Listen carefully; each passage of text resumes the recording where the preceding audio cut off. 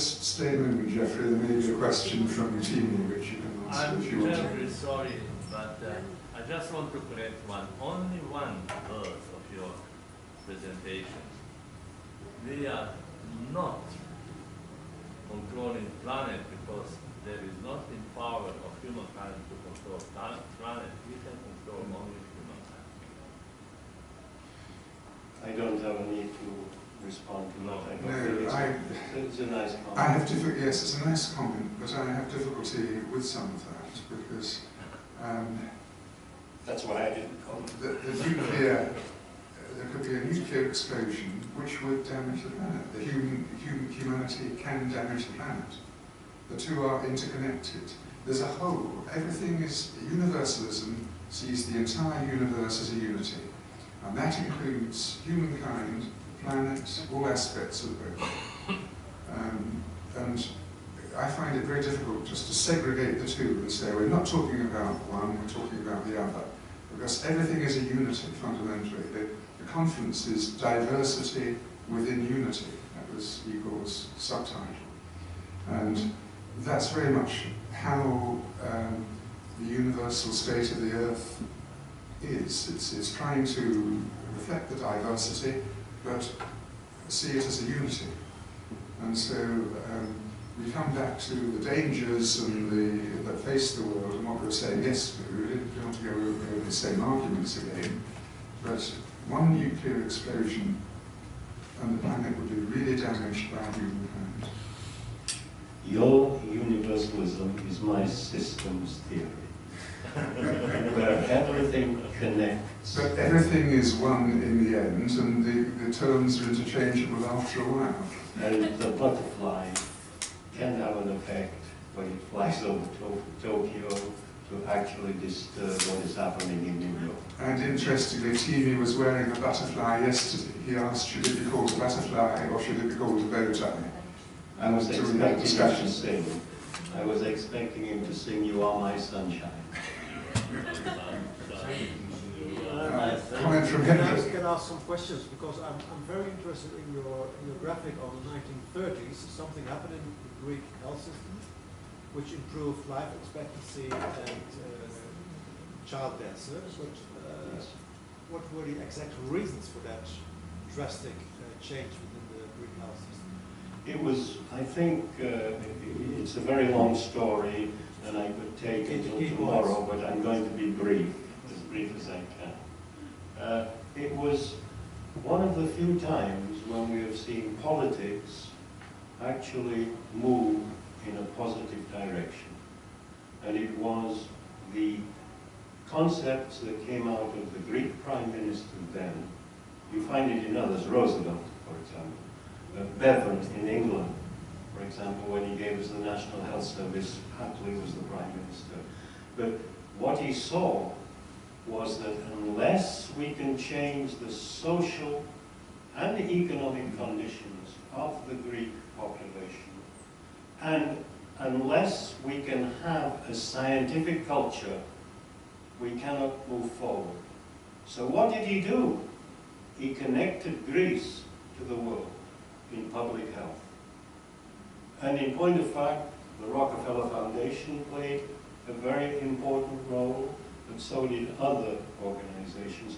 But it's almost similar, it's a parallel to what happened today with the European Union not really at a point wanting to help Greece.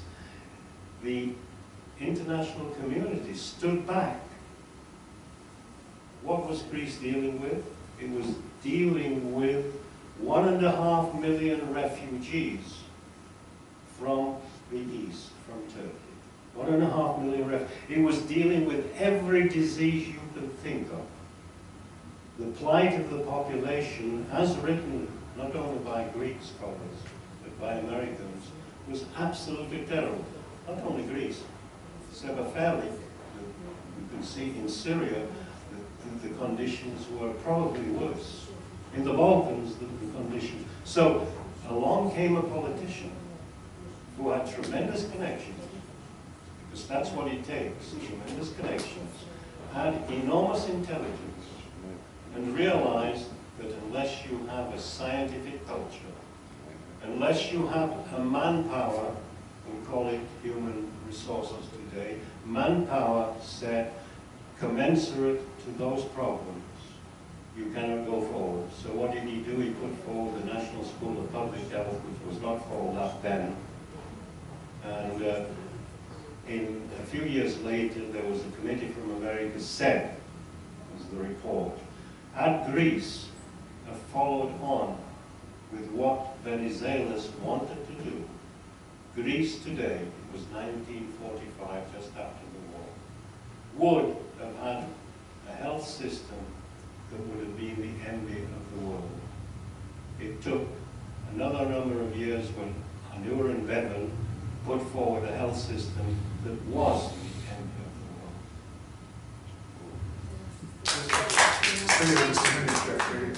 Just before Julian comes in, I'd just like to share, if I may, a conversation we were having, was it the day before yesterday, when I think Hendrik pointed out that if you look at the German arms supply to Greece a few years ago, all planes and ships to fight Turkey and so on, and you look at the indebtedness now, the two are almost identical.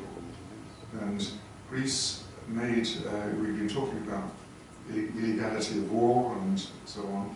If you think in those terms, there was an unfortunate military decision, whether there was corruption involved, I don't know, but others will have a better idea than I do, especially those living in Greece, that a decision was made to buy arms from Germany, and Germany has enforced the conditions of that particular transaction and is charging 7 billion interest on top. And it's a very sad case really. I'm a Phil Helene, I studied classical Greek at school in the 5th century BC, and I've always tried to come to Greece and followed Greece, and I'm with Lord Byron and so on that. And it's very sad that this, if that's true, I don't know whether Hendrik would like to add something to what I just said. I looked up the number again a few days ago. Actually, the German weapon export is 15, the Greek take 15% of the global German weapon export. And Greece is only a very small country.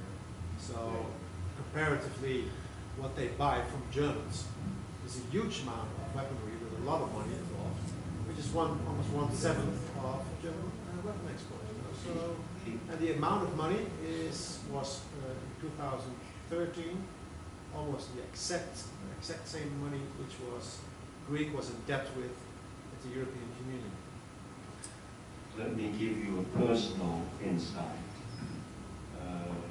that's anecdotal.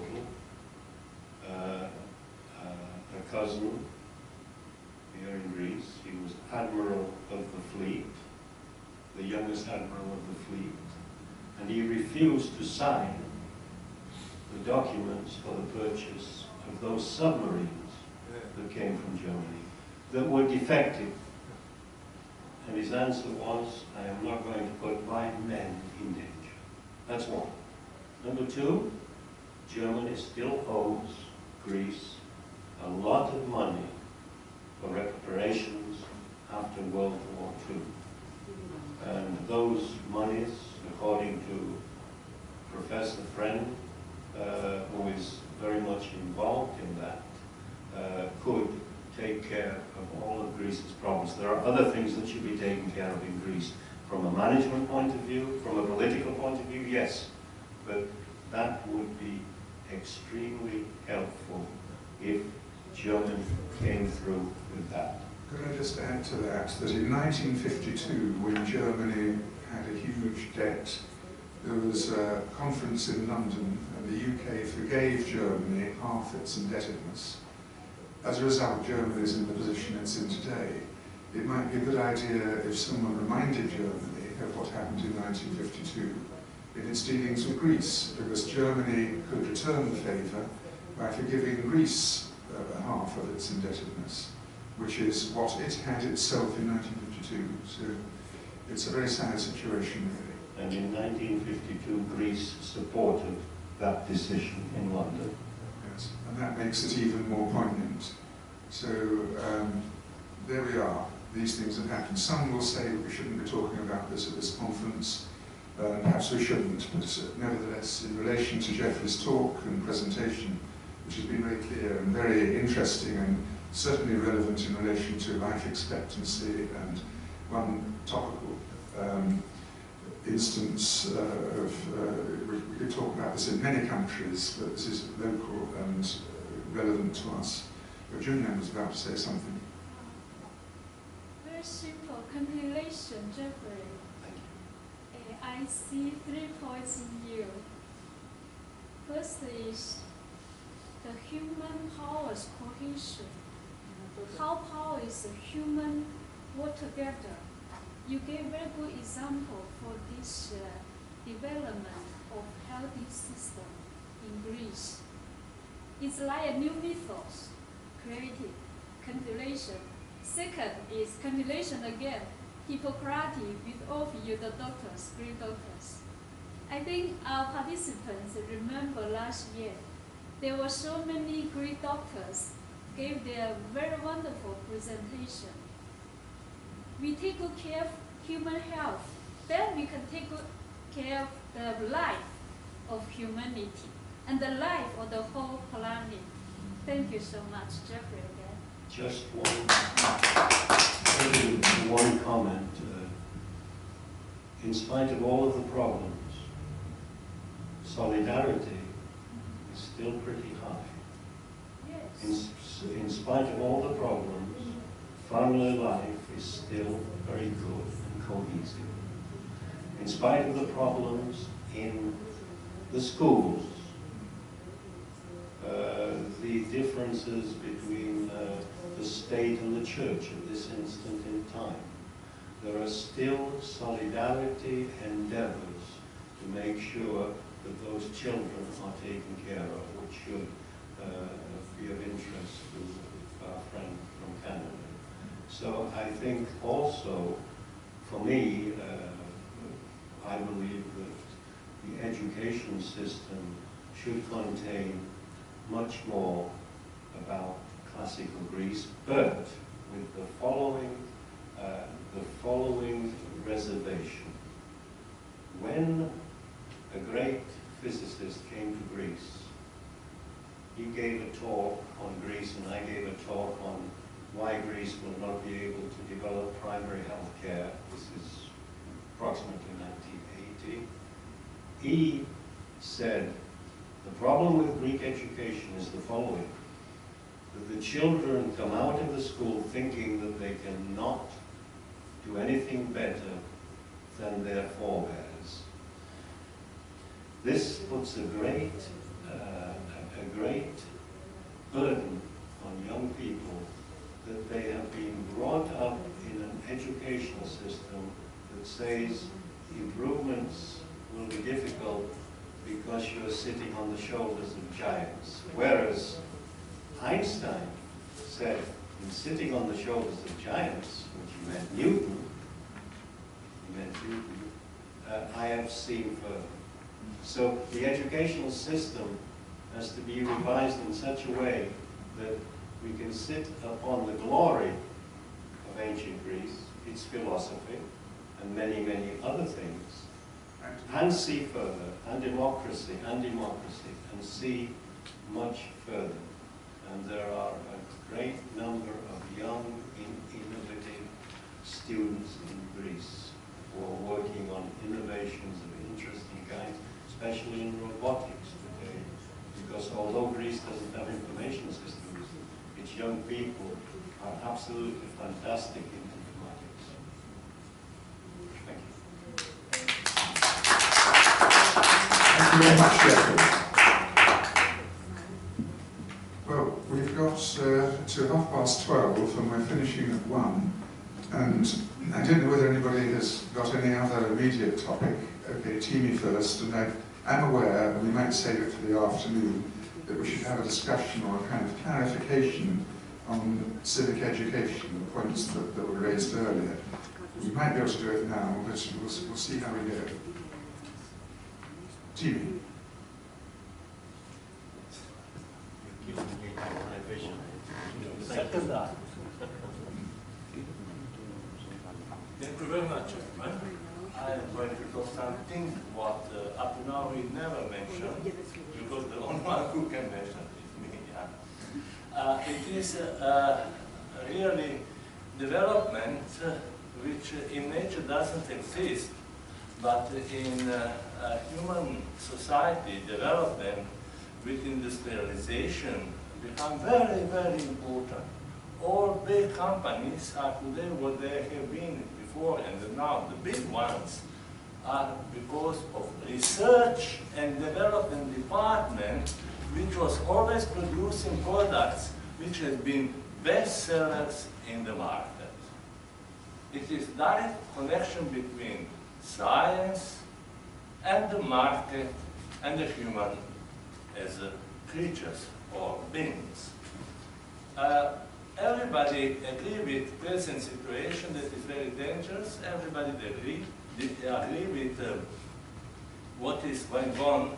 And here is, by chance, a number of people who are of same thinking but on their own way. And humanity is beyond 7 billion individual representatives of humankind, mankind and womankind. So, I am, as you well know, member of European Academy of Science and Arts, and our president, Professor Dr. Felix Unger, has come out last year with the Next Europe project. I would like to give you information, what does it mean, Next Europe? Just because of this, what we are discussing here, that's we can take as ground information also, our friend Jeff information.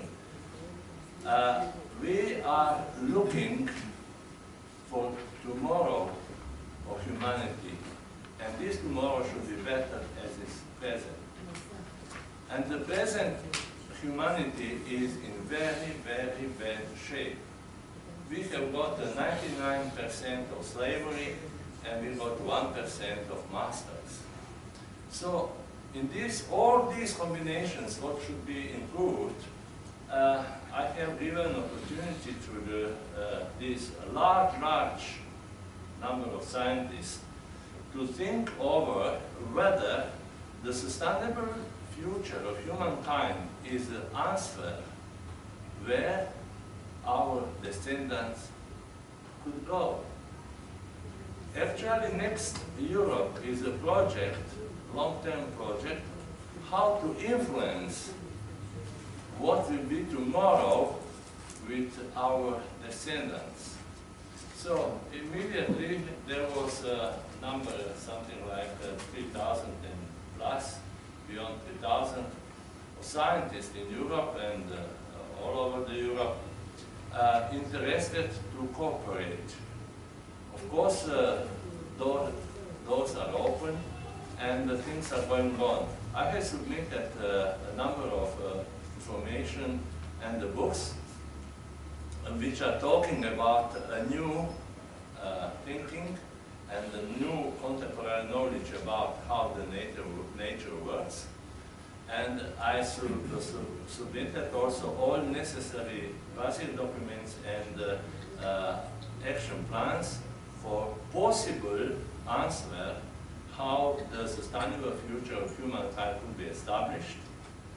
And that was a major technique which should change, and which is a question of project Next Europe, whether it will be accepted or not, is a universal education which has come right from this table, except Nicholas. Nicholas didn't work on this.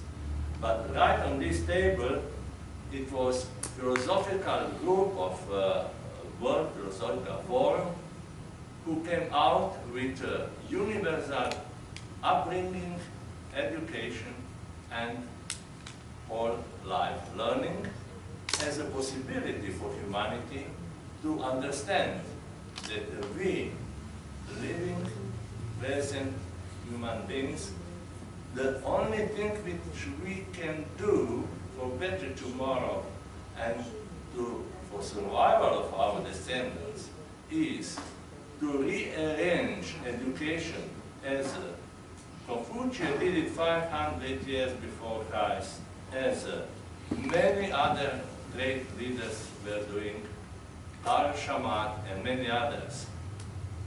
Meaning, we have to find a way to have universal education, not national education. We have to find a way to give a knowledge on the nature, because the only people with the knowledge about the nature can understand their actions and can understand what they have to do for a better tomorrow of themselves and their descendants. In Slovenia, we took a step ahead. We wrote a large book on Stop Hating Your Own Children. It is a book about responsibility, individual responsibility, social responsibility, and responsibility of each and one within the human population. Of course, for understanding this, what I'm talking now, it is most important to understand that this, what is going on, is not going on the planet Earth. It is going on within the members of global community of humankind, who are as they are and who cannot be changed, because they are all of them which are deciding whatsoever are grown persons with a completed profile, so that they are always in their own world. So I think we have to understand that with the last of His Excellency, United States President Barack Obama said in Paris in November last year, he was very happy. He said, "We saved the planet." It was my remark for your presentation. We saved the planet. It is clear that his knowledge is questionable, because humans can only destroy, as my friend Nicholas was very happy to tell us. We can destroy planet, yes. It was established in 1960 by Ramanthi from Sri Lanka. But we cannot save humanity if we continue as usual. We are just nearing end. So I'm calling your attention and maybe cooperation. Let us cooperate in the project Next Europe, and let us include our intention, and let us make them available also for European Academy of Arts and Sciences to go and work together on this project. Thank you very much. Thank you, Chief. Can I just make one observation? Wearing my literature hat now, not my philosopher hat, I believe that humankind can change, and I believe that individual people can change. Literature is full of examples of people who have undergone transformation, Ovid, metamorphoses, and we can go through our own individual journey where we awaken to who we are in our late teens and early 20s, and we can undergo a transformation in our consciousness where, in the biblical phrase, we die away from the world, die away from ourselves and into the world. And there can be a kind of transformation from the rational social ego, which thinks only of itself and its immediate surroundings, to a much fuller, not soul, but wider universal being within ourselves. We all have within us a universal being which can share with the rest of humankind and feel with humankind. And if in world meetings among world leaders you have, I would say, undeveloped personal human beings who haven't made that journey and haven't undergone that inner transformation, which is well documented in literature, in the poets, for example, then you get people talking from rational social ego, self-assertively, assertively, from the point of view of self-interest, and not feeling for the whole of humankind and considering oneself as being just one of the whole of humankind. So literature, done rightly, I would say, has the power to make the young aware. It has a very important role in education. It makes the young aware that they can change and change in such a way that when they've finished their transformation, they are open to the world. Look at somebody like Mother Teresa, look at Gandhi. They've undergone a kind of self-inner development where they are a different person from how they were 20 years previously, to the benefit of all humankind. Just an observation. Jeffrey. You just challenge us to follow on, Nicholas, because I think it's one of the point laureates of Britain, I think John Masefield, who said something like this. So this is John Masefield, former poet laureate of the UK. I have seen flowers grow in stony places. I have seen good deeds done by old men with ugly faces. I have seen the outsider win the races. It's not exact that. So I do trust. Yes. Thank you. Well, we've got a quarter of an hour before lunch. What is the feeling? Would we like to start something on and go to a theme? I was just going to say that the human transformation that needs to occur is actually occurring. And I have been a witness of that since the 1970s. There has been, it's like there's an awakening here, an awakening there, an awakening there. And then those people that do awake, they act externally as well. And I think there's great hope. Yes, the problem is huge, the problems in the world. I was a person who was so overwhelmed by the problems of the world at 21 and 22, I wanted to take my own life. Because I thought there was no way anything could happen. Since my own development and my own awakening, I feel very optimistic actually. I don't know how it's going to happen, but I trust that inner nature in all of us that wants the change. And because of that want, something will manifest. And we're all doing it here, you know. Whoever is trying to create change in whichever way, that's part of that inner. And I am very hopeful, actually. Yes, thank you for that. Anybody want to add anything? Julian. Yes, I think that's a very good point. That I have a reflection back from yesterday, because the stuff from the dirty bombing, from nuclear bombing. Albert Einstein is behind this invention of nuclear power. But the same Einstein said, we cannot solve the problem within the same dimension. That's the point of Athena. That means we need to wake up in a higher dimension, spiritual dimension, then problem can be solved.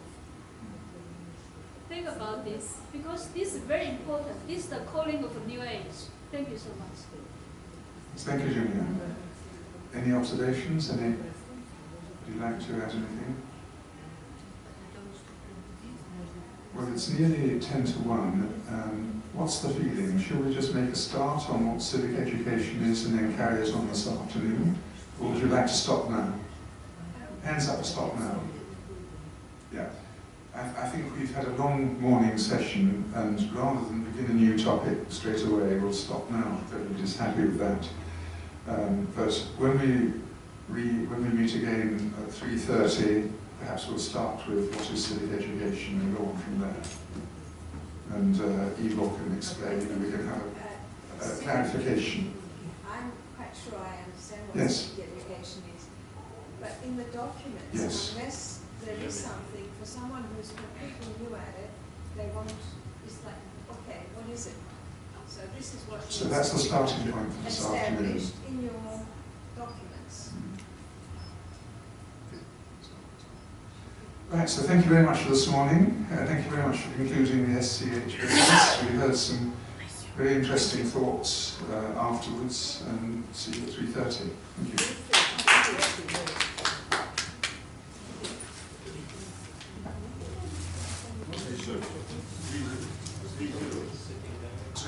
Is it 3 o'clock or 3:30?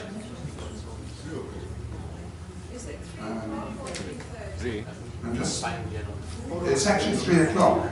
It was 3:30 yesterday. I looked at the wrong day. It's 3 o'clock. So see you at 3 o'clock.